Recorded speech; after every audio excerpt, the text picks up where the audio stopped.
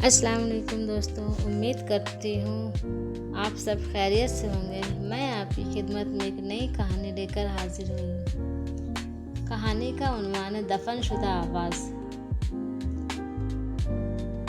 एक तन्हा दिल की सैड स्टोरी।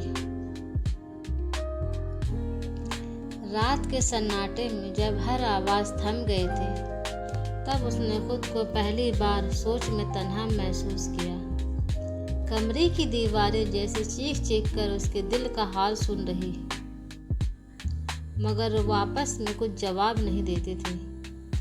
खिड़की के बाहर चांद अपनी पूरी चमक में था, लेकिन अंदर अंधेरे का राज था।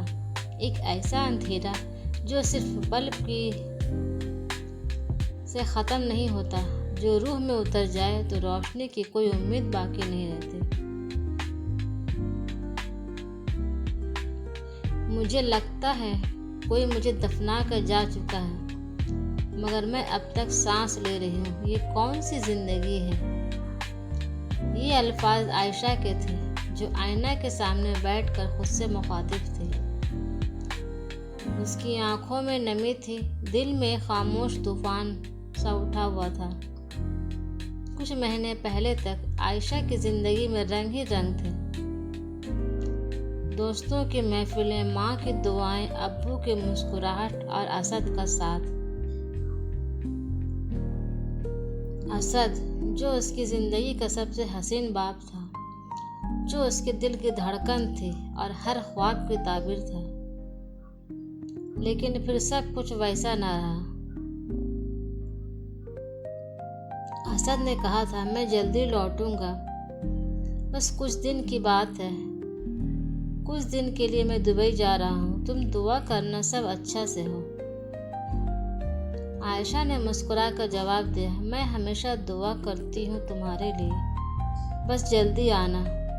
तुम्हारे बगैर सब अधूरा लगता है। मगर वो चंद दिन, चंद हफ्ते बन गए और फिर महीना।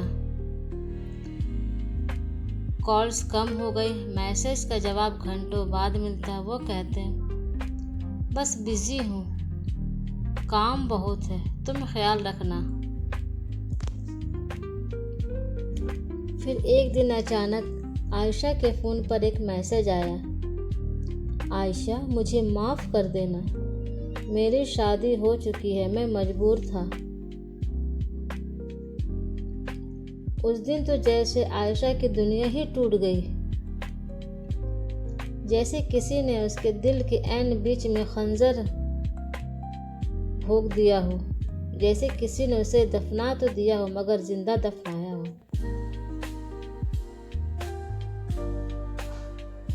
अब वो हर रोज सुबह उठती, काम पर जाती, मुस्कुराती और लौट कर शाम में आईने से सवाल करती, क्या तुम जिंदा हो।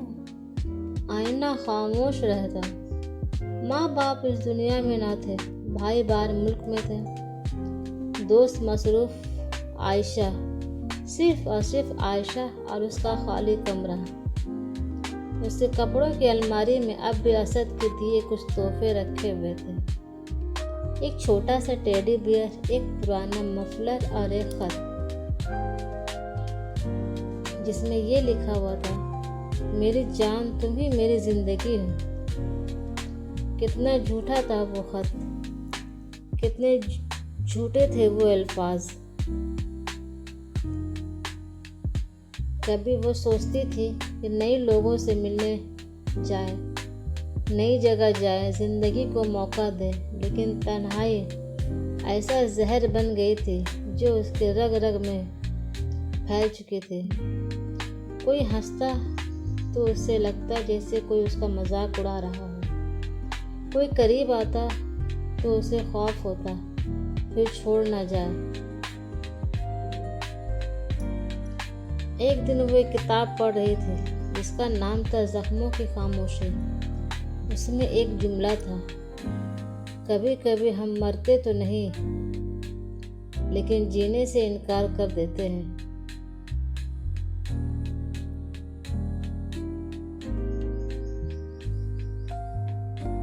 यही तो उसका हाल था। एक रात जब नींद नहीं आ रही थी तो वो छत पर चली गई। चांदनी में बैठकर आसमान को ताकने लगे। दिल चाहा चीखे, रोए, फरियाद करे, मगर आवाज़ अंदर ही कहीं दफन थी, जैसे गले में कोई हाथ हो जो आवाज़ को बाहर आने ना दे रहा हो। वो बस इतना बोली, या अल्लाह, मैं थक गई हूँ। कोई है जो मुझे सुने? कोई है? और जैसे आसमान ने भी सुनी अनसुनी कर दी। इसी हफ्ते वो एक किताबी मेले में गई, महज अपने वक्त गुजारने के लिए। वहाँ एक बुजुर्ग से मुलाकात हुई जो पुरनूर चेहरे वाले एक दरवेश थे, जो तन्हाई में एक किताब बेच रहे थे। किताब का नाम था खामोशियों का सफ़र। आयशा ने वो किताब जैसे ही देखी वो उसे उठा ली और पूछा, ये किताबें क्या बताती हैं? दरवेश मुस्कुराए, ये किताब उन लोगों के लिए है जो जीते हुए मर चुके हों। आयशा के दिल को जैसे किसी ने छू लिया हो। उसने फौरन ही वो किताब खरीद ली।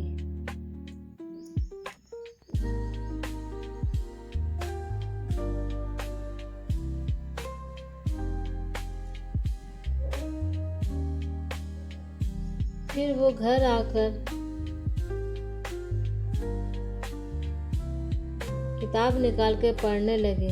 किताब के हर सफ़े पर जैसे उसकी अपनी कहानी लिखी थी। एक जगह लिखा था, जो तुम्हें छोड़ गए उन पर अफसोस नहीं, जो अब भी तुम्हारे अंदर मौजूद हो उसको पहचानो। तुम दफन नहीं हुई हो, तुम्हें बस जगाने वाला कोई चाहिए। वो किताब उसका आईना बन गई। उसने पहली बार खुद को पढ़ा। उसकी ख्वाहिशें, उसके ख्वाब और दर्द सब लिखे हुए महसूस हुए उसे। अगली सुबह जब वो बेदार हुई तो उसने कमरे के पर्दे हटा दिए, खिड़की खोली और फिर अलमारी के पास खड़े होकर अलमारी में से असद की दी हुई कुछ सामान, जिसमें टेडी बियर, मफलर और एक खत, एक डिब्बे में रख कर अलमारी में बंद कर दिया और पहली बार खुद को आईने में देख कर मुस्कुराई कि वो कितनी कमज़ोर हो चुकी थी मगर फिर भी जिंदा थी। मैं अब भी हूँ, शायद जीना चाहती हूँ, ये आवाज़ उसके अंदर से आई। आयशा ने कुछ हफ्ते बाद मुकामी लाइब्रेरी में बेतौर रज़ाकारी का काम शुरू किया। वो बच्चों को कहानियाँ सुनाती, बड़े को किताबें तजवीज़ करके देती। तन्हाई अब भी थी, लेकिन अब वो उससे भागते नहीं थे। उसने तन्हाई को दोस्त बनाना सीख लिया था। एक दिन एक छोटी सी बच्ची ने उससे कहा, आपकी आवाज़ बहुत अच्छी है आंटी, क्या आप हर दिन आती हैं? आयशा के दिल में कुछ नरम सा पिघला हुआ महसूस हुआ। हाँ, अब मैं हर दिन आऊंगी। वो दिन जब आयशा ने खुद को दफनशुदा महसूस किया था, अब एक माजी बन चुका था। वो दिन अब भी याद आते थे मगर दिल का दर्द कम हो गया था। अब वो जान गई थी हम दफन हो सकते हैं, मगर दिल जिंदा हो तो कोई ना कोई आकर हमें फिर से जगा ही देता है। और आयशा अब सिर्फ आयशा नहीं थी, बल्कि वो एक कहानी थी, एक मिसाल, एक जिंदा आवाज़ बन गई थी।